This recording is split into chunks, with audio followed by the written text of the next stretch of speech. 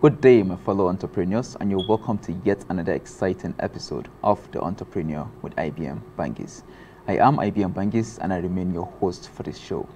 Now, today on this episode of The Entrepreneur, we'll be looking at two particular things. Now, one of them is, I got a request from one of you saying that I should expatiate a little bit further on the topic of talent and skills. I did an episode, I think was it last 2 weeks or so, where I did speak about talent and skills, the differentiation between talent and skills. And one of you wanted me to expatiate better. Now, I've always said it, that one of the most misunderstood concepts for people who are trying to succeed out there is the separation between talent and skills. Now, talent you have naturally, but skills is only developed after hours and hours and hours of beating on your craft. Now, in business, we believe that one of the yardstick or the benchmark for you to become skillful is for you to spend 5,000 hours. And I've always said it, that no matter how talented you are, no matter how good you think you are, no matter how gifted you are, if you're not skillful at what you want to succeed in, you will never be successful. So skills beat talent when talent is not skillful. Now, another thing we'll be looking at is the role or the importance of women in our society. There's this amazing quote that behind every successful man is a woman. Now, this quote goes a long way in showing us the role that women play in our families, in our homes, and in our daily lives and every aspect of life as it is right now, actually, if you look at it. Gone are the days when our sisters and our mothers used to just sit at home and just take care of the family. Right now, we have women excelling in different fields of lives. We have women excelling in politics, we have women excelling in fashion, in the automobile industries, in the engineering department, in so many things. We have women presidents. Now, I want to give a very, very big shout out to all the women out there who are struggling or who are striving to become successful in this very, very competitive world.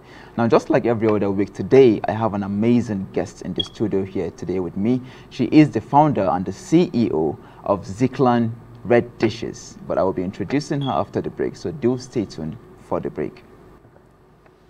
Why do you want to become an investor?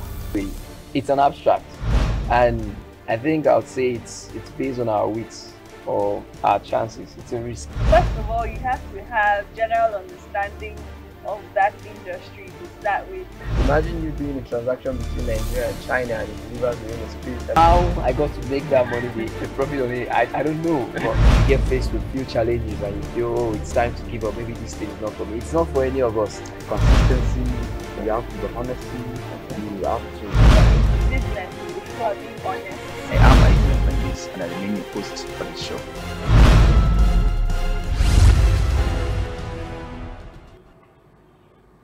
You're welcome back from the break. If you're just joining us, we're talking about the differentiation between talent and skills. And I did mention that talent is something you have naturally, but skills is something that you must develop after hours and hours and hours of beating on your craft. And I did mention that I have someone amazing here in the studio today here with me, someone who is talented at the same time also skillful, somebody who has achieved an incredible amount of success in her own business. She is a woman with passion. She is the person of Madam Z. She is the CEO and the founder of Ziklan Red Dishes. So Z, you're welcome to The Entrepreneur with IBM Bangis. Thank you very much, Kevin. It's good to have you on the show. So Z, I just introduced you, but I don't think I did justice to that introduction. So could you tell us a little bit more about yourself, what you do, what you're into, and anything you can give us? All right, to start with, my name is Zainab. Okay.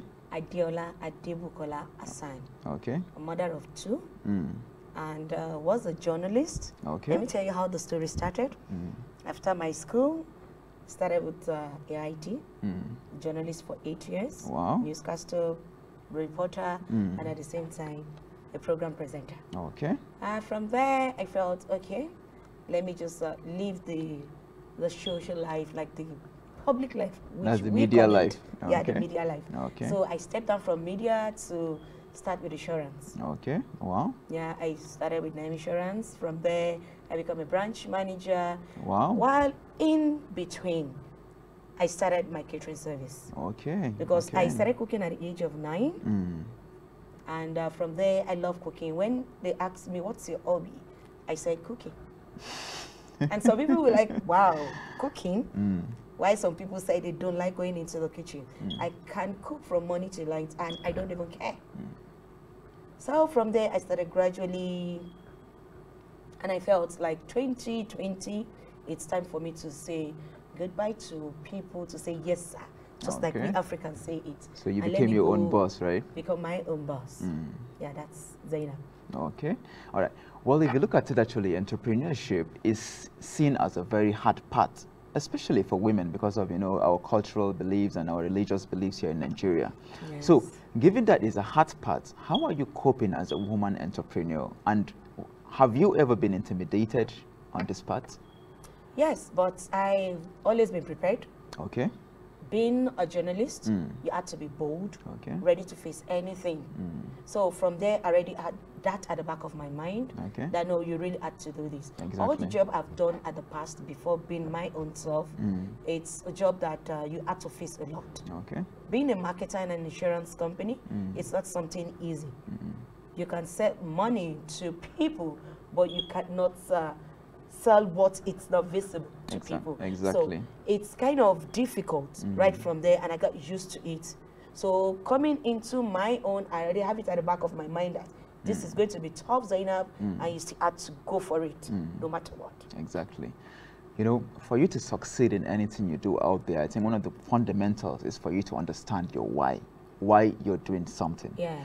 You did mention that you started cooking from the age of 9. So was that what sparked your interest in catering, or was this something that motivated you? Or, I would like to do catering because I love food, but I cannot cook. You get the point? Okay, so what sparked your interest in catering? Okay, just what I said when I was 9, I started cooking. So whenever my mom goes to occasion, I'll tell her, Mommy, I want to help you in this mothers where they gathered to cook. And she'll tell me, you're too small to do that. And I love seeing weddings, parties, to share food. I don't love eating anyway, but I love cooking. So from there, I was like, let me start something. Okay, at least Since you do this something. is what I love to do, seeing people eating my food, and they say they enjoy it. And I like playing around food a lot. I could just sit, see something on the TV, I like, Zainab, you can do something from the English part of it to the African part of it. Okay. You can use the same ingredients or use your own African ingredients and make up to something create new. something like that, or something better than that. Okay. And I'll just give it my own name. Okay. Oh, that's good. That's good, actually. Now, talking about businesses, starting up your own business, one of the most difficult things for people out there who want to start their own business is this issue of funding. Yes. A lot of people will tell you that they want to start a business, but they don't have the money to start their business. How did you first raise funding, and how much was the amount that you first raised to start your business, to start your first business venture? My first business? Actually, it's very simple in my own catering service, because most women have their pots, they have the gas, they have the kitchen utensils. Exactly. So I started with where I was working. Okay. So was it the insurance? Yeah, the insurance company. Okay. I started with that, and from there, I used what I have at home to prepare the 20-30 pieces of the plates they want. Wow. So from there, I started, increasing. You keep saving. Okay. Because food business is a very good business, if you must know. Exactly. If it is not what is happening now in the country, people must always eat, right? Yes, because no matter what, you will see people eat. Definitely. So from there, I started, saving the little profit I get from it. Whenever I get like a little 10,000 naira, I try and see what is it I need, like an equipment. I get it with it. Okay. And I'm still working. So with that, I gather my money, I gather my property, I gather my utensils, and all that. Before you know anything, I just like, okay, my savings, what can I get a space, and started gradually. Okay. So from the first, or let me say, from the time you actually just made the decision that you want to go into business, that's, you started from your insurance company, small, and then... I actually made decision. Okay, you made the decision. 2020. I started insurance company 2019. Okay. And the following year, I made a decision. But I've been doing this small business right from the Polytechnic. So as at 2020, how much did you think it took you to start the business? Or to expand the business, yeah, if I would say. It's two business, if you must know. Okay. It's a restaurant and I have a garden. Okay, wow. So it depends on which one you're talking about. Let's talk about the restaurant. I think most people, getting a garden would be a difficult thing for them. So let's talk about the restaurant. But do you know, even getting the restaurant is more easier than getting a garden. Well, Yes, because if you want to get a garden, you need a very big space. Exactly, yes, exactly. You need so to that's pay my point, this, you know. You need to pay that, you exactly. need to construct. Exactly, but you know, in a for a restaurant, it's already constructed. Exactly. You just need to just give it 1 or 2 touch. Exactly. And that's all. But so when we're talking about restaurant now, I think if you get a space and you start gradually with something, let's say 500, 600,000. Okay. You can build a successful business. Well, something that's good. Small. That's and good. Most importantly in this country, okay. you need what they call networking. You need contacts. Exactly, definitely. You having a restaurant is 20% of what you need. And then having to run that business, you need 80% of connection. For people to come patronize like this person referrals, that's what I mean. Somebody to refer you, know what you're doing, know your food is okay, is neat, is natural. And mostly, I have some people in Ministry of Health, some doctors. Whenever they come to primary health headquarters, they call me, Ajia, please, can you bring some food for us? For like 1 week, I do the cooking. Why? Because I cook, home cook. Okay. They don't believe I can actually prepare red oil stew for them specially. Okay. Wow. So with that, doctor will just call me, hello, doctor, Ajia, please, can you bring this, do this and that? If you know what you do, and from there, she connects me to someone else. If I start listing the places we've actually gotten referral to, you will be marveled. Like in 2 years, this is what she has gotten. But of course, your handwork should be able to provide a very good answer to the question they'll give you out there. Exactly. Because it's actually a competitive market. No, it is actually. Well, then talking about the competition, the complications, you know, getting a garden, getting your own space to start your own restaurant. Now let's simplify this process. You know, we Nigerians, there's one thing about us. Yes. We like doing things the easy way. We like looking for shortcuts. Yes. So do you think there's some sort of winning formulas when it comes to entrepreneurship? Or do you think you just have to go through the hard part and then crawl your way to success? When you say hard part, what do you mean? You know, when you start, of course, people are not going to take in whatever it is you're selling. My mother there will be used to rejection. tell me There will be people telling you that this will not work. Let me tell you this. A lot of ladies, I am sorry to say this, we ladies, we want something good to come easy. But nothing good comes easy. Definitely, exactly. If you see people that things come easy for, it's check the background. Their parents must have worked for it. Or someone else somewhere has must already have worked for them. So they are just coming. So definitely there's nothing that is easy. A lot of people want to start business today and want to get the profits today. It's not going to work. Exactly. When I started my restaurant, I had a lot of setback. Some of my staff could not stay. They're like, we're not getting enough customers. I'm like, no, I know what I want and I'm going for it. So that's the same thing that goes with my garden. 2, 3 people were coming. And now, alhamdulillah, we're having people that keep coming and all that. So you had to pay the price. It has nothing hard about you paying the price. It's not the day we give birth to a child that the child works. Definitely. Everything had to be processed. Definitely. So you had to take the process. It's a gradual step. Definitely. Which definitely we had to go through. Definitely. And a lot of people don't want to go through it. Definitely. So that's why they call it hard. To me, it's not hard. It's just a process. It's just the way of the. It's just the way of life. Yeah, exactly. Exactly. Okay, well then that's good.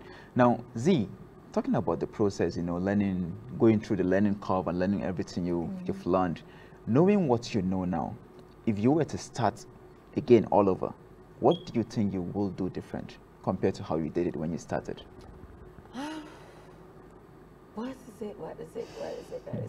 I don't really think there's anything I will regret right now, because starting from the media to the insurance company, now becoming my own boss, at least you've gotten something God exposures. has planned for me. I really needed those process.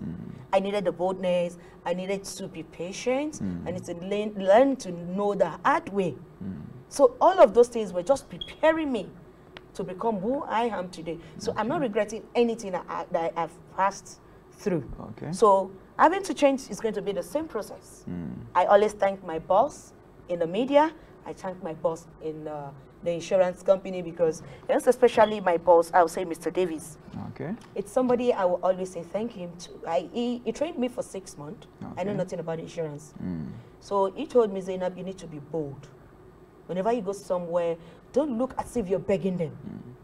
Make it to look, yes, we're here for business. They need You they need me what just you're as well selling. as I need you. Exactly.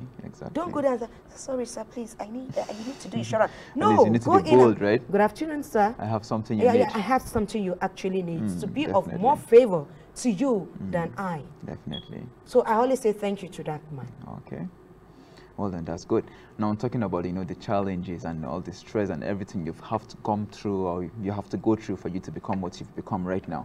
Now, what are some of those challenges, key challenges that you went through when you started out in your business? I'm sure people back home, would like to know it so that at least when they are faced with those challenges, Yes. they will use your experience to probably cross the hurdle. Yes. It's the challenges I faced was people seeing you as a woman.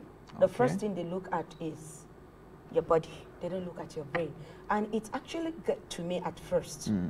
That why do you have to look at my body, not my brain? Exactly. Look at what I have to offer on my upstairs, sorry, not what I have to offer you physically.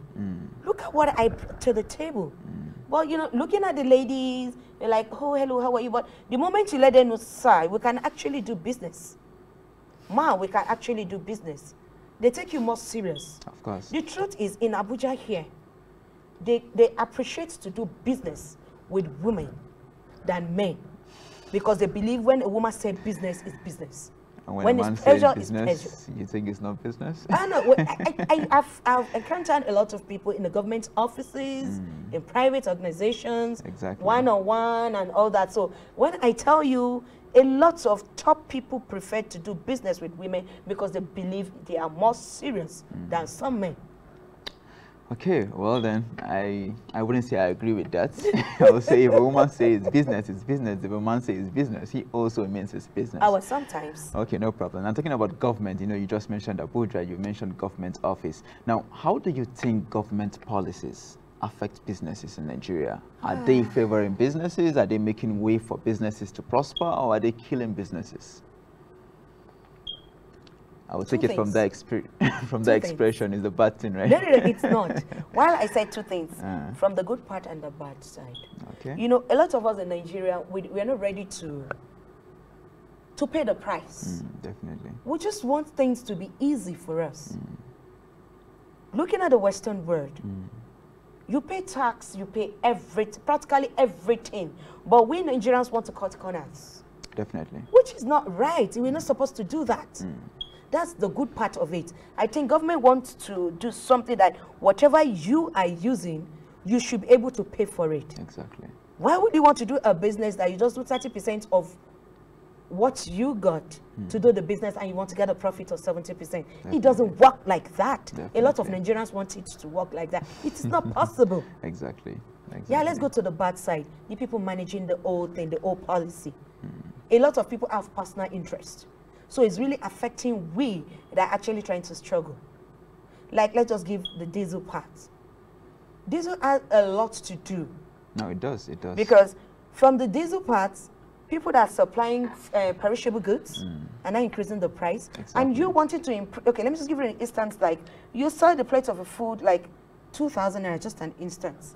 And now the ingredient that will actually make the food, it's going to be 1,900. You have to pay staff, you have to pay rent and all that. And you tell the people that are coming to eat, they are going to increase it to 2,500. You don't want to reduce the quality. Just to maintain the quality and the quantity is just to increase the price a little. They start complaining. But they forget the person that is actually doing this have to go on with something. Exactly. I have to pay price, I have to pay staff, I have to pay rent and all that. You have There all are these some bills you really logistics. need to pay. Definitely. So in that part, I think government needs to sit up with the people that are actually handling their policy. But the policy, I think, I don't have a problem with it. Only just the management. Okay. Yes. All right. Well, because of time, we'll have to take a break. I'm in conversation with Madam Z. Now, do stay tuned for the break. I'll see you after the break.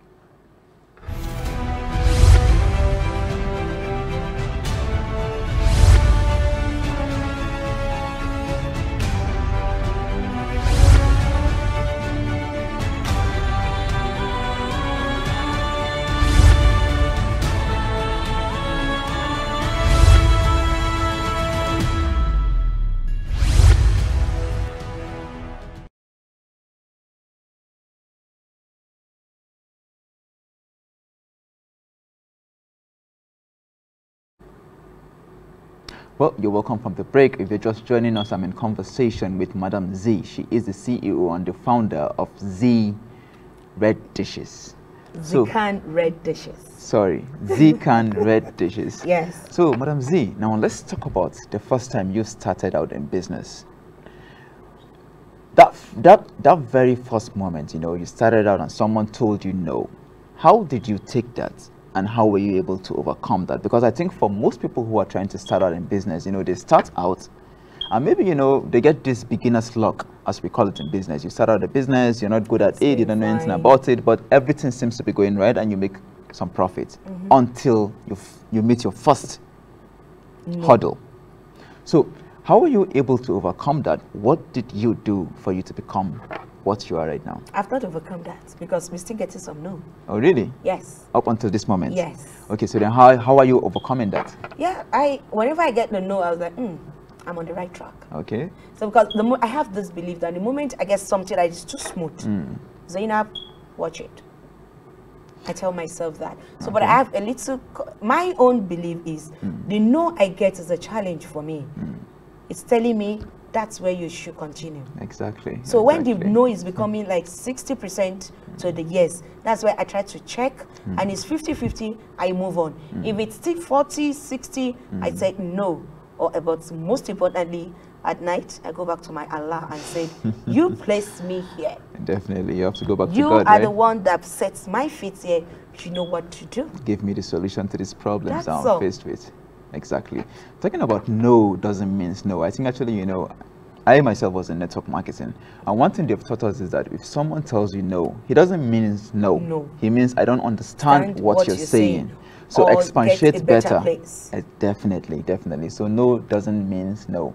Now, because of time, we'll have to take the last question now. Madam Z, I'm sure we have a lot of people back home right now who are watching and will want to be just like you or even better than you. Yeah. Now, what advice will you have to those young girls, those young people, those young Nigerians out of school who want to start out in business? Keep pushing. Don't stop. It's going to be tough, yes, but don't stop. Keep pushing. Pray to Allah and say, God, this is what I want. If this is my road, lead my path. Ihdina siratal mustaqim. May Allah lead our path. That's what I always say. Amen so to no that. matter what, keep pushing. And one day, that door is going to open. That's all. Well, thank you so much, Madam Z, for joining us on the You're Entrepreneur with IBM Bangis. If you're just joining us, I'm in conversation with Z. She is the CEO of Zican Red Dishes, but because of time, we'll have to call it short. But there's a reminder that I want to remind us. You know, there's this famous saying by Les Brown. He says, if you want something bad enough, you've got to want it bad enough that you go out and fight for it, that you work day and night for it, that you give up your time, your peace, and your sleep for it. And if all that you dream and scheme should be about it, then life should seem useless and worthless without it. Now, if you simply go after that thing that you want with all of your capacity, strength, and sagacity, then with the help of God, you will get it. Now, thank you so much for joining us. I will be seeing you next week on The Entrepreneur with IBM Bangis. Do have a lovely weekend. Why do you want to become an investor? It's an abstract, and I think I would say it's based on our wits or our chances. It's a risk. First of all, you have to have general understanding of that industry to start with. Imagine you doing a transaction between Nigeria and China and it delivers within a spirit. How I got to make that money, the profit on it, I don't know. But you get faced with few challenges and you feel, oh, it's time to give up. Maybe this thing is not for me. It's not for any of us. Consistency, you have to be honesty, you have to. Business, people are being honest. I am IBM Bangis and I remain your host for the show.